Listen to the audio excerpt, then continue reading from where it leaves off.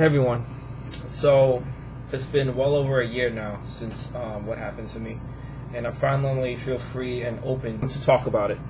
So my store got looted during the George Floyd protest, and because of that, I lost well over $100,000 of products and inventory and material to help move the inventory. For example, my computers, all of them are gone. I'm slowly recovering. I did make a GoFundMe, and I was able to get back some of that money to help give back my clients some of their money. And I did not have insurance to pay for everything. So everybody's like, oh, the insurance is going to pay for this and that. No, I'm a small mom and pop shop. I'm not big boutiques that got looted. I don't have big coverage, and that's something that most people think that, oh, that it's easy like that. No, look, I'm working twice as hard now. Let's talk about all the good things that happened first before we talk about the bad. Last year up to this year, I made a lifetime on StockX well over $1 million in sales. It's only sales, it's not profit. If it was all profit, I would just literally don't have to even work anymore, but I still have a full-time job because I don't feel like confident enough to just focus mainly on this, not yet. So, and then now, with the looting, it set me back a lot. So I'm trying to progress, but it's gonna take some steps. It's not gonna be a leapfrog, but it's gonna be like a turtle. For me, I feel more patient, and it's more reliable if I go at a slower pace rather than a jackrabbit. Let me show you my StockX. So it shows you right here, 1,080,000 in sales. That's only sales. And then here on GOAT, it's 4,490. So that's 2,200 pairs I sold on GOAT.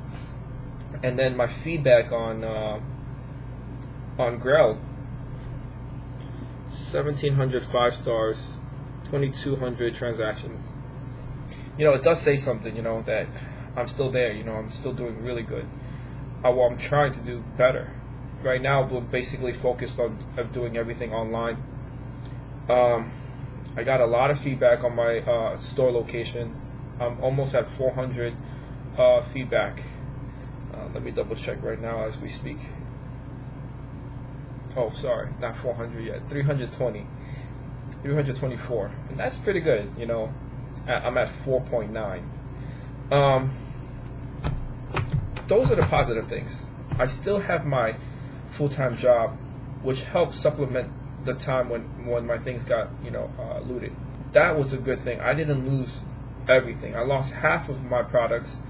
So just imagine if I lost the other half, which they tried to come in and steal the next day. The first day, I went back and I saw the whole mess in my store, and I was in complete shock, and I called the cops immediately, looked through the cameras to find proof, and I have all the proof of the pictures of the people that loot the store. And I gave it to the police. They came, they checked it out, wrote down a police report. The detective came and interviewed me, spoke to me. I believe the sergeant came, checked out the cameras, and after that, that's it. They never spoke to me again. Never. And I'm shocked. I thought they would update me a little bit more, find out some stuff here and there.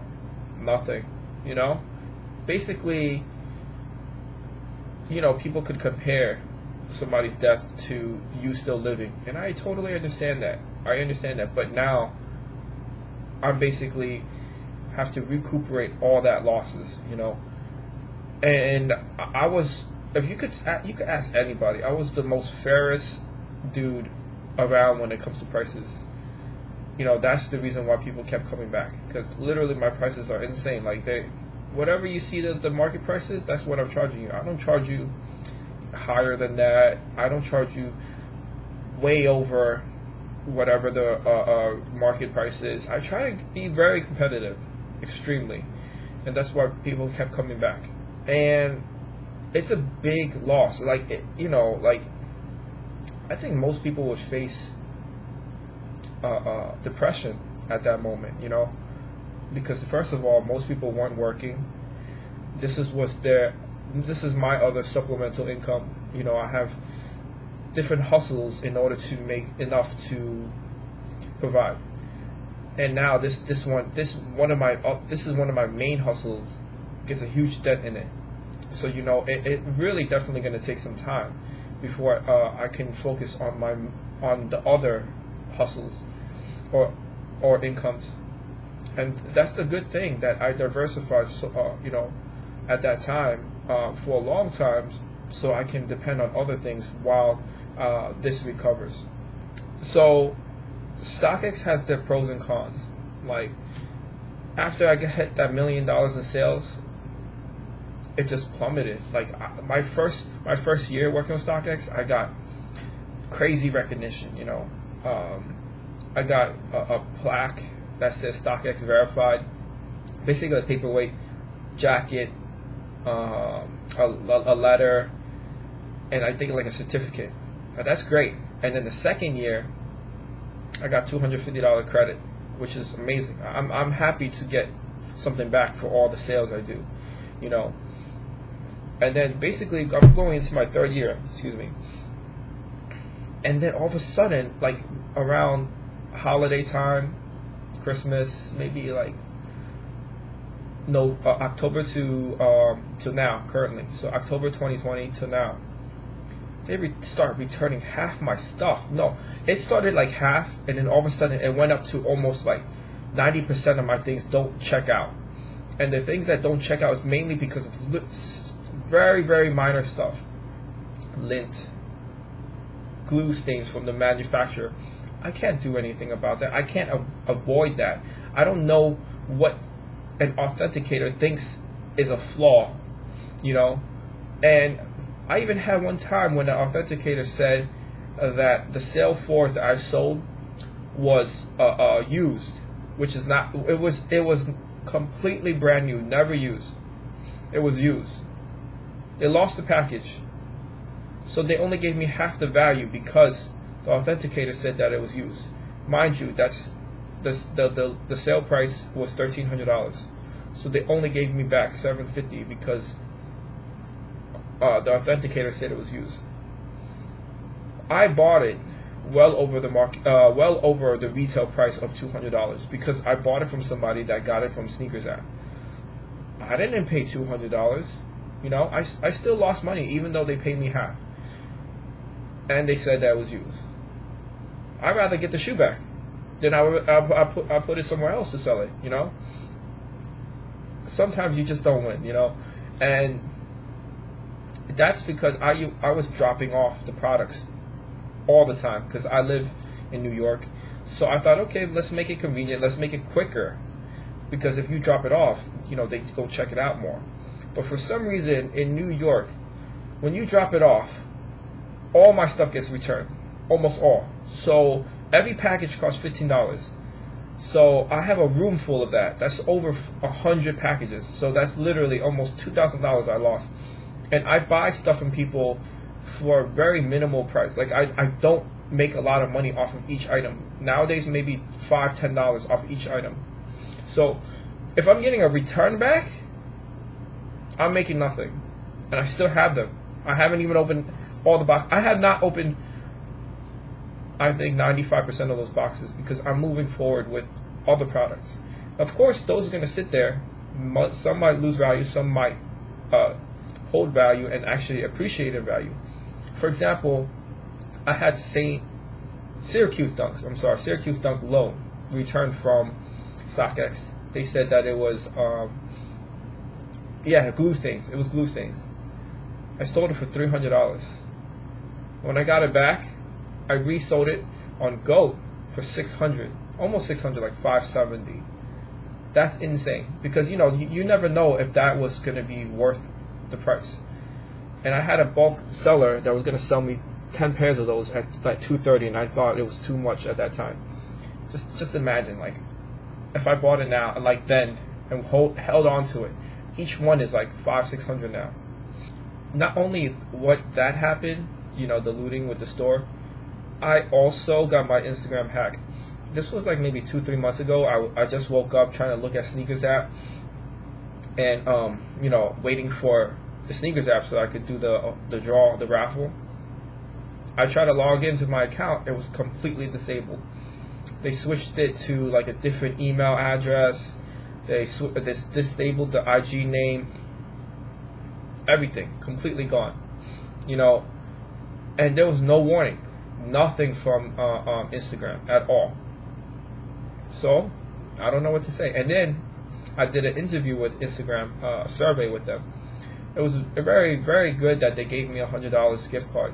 But I kind of wanted, the recovery of my Instagram. So I spoke to them. I told them about it. They said, okay, they're going to look into it. I interviewed maybe 2 months ago, and I just emailed them maybe 2 weeks ago. No response. Sometimes stuff happens like that. Even Grail. I've been on Grail for 6 years, and you see my feedback is about almost perfect. In January, they offered me an interview, and a few years back, they offered me an interview. A few years back, they offered me the interview, and then the guy just never came through. Not even with the free shirt, And then in January, when I told them about what happened to my store, and that I'm mainly based out of Queens, they told me we're not willing to go that far at the moment. But then later I see a post on their IG of a dude in LIC in Queens, so they actually went to Queens to go interview that guy. They didn't want to interview me about my progress, I mean, these are all the little things that I had to go through, It sucks, but you really appreciate the people that's there for you, And that's why I'm talking about this, because to me, all these negative things that happen, it took me a long time to recover, but I'm ready. I'm determined to make even more, out of whatever happened. I'm never gonna forget. For me, forgetting is like, taking the easy way out. I'm gonna build on top of it, and that's the way I want. I feel like that's the best way for me to keep going. And what I'm talking about before was that you have to have additional types of income. Mainly passive, because if you're really working, like, selling shoes is not completely passive. You have to actually meet customers, make customer connections, deal with people. Unless you consign everything at Stadium Goods and Flight Club, you still got to find product. You got to talk to people, find a way to, for them to introduce you so that you could hopefully buy in bulk. And what I'm aiming for now is, I'm a full-time construction worker during the day. I do this basically after work, and then I try to do stocks in between. I was really invested in crypto for a long time, but for now, in the summertime right now, it's very low.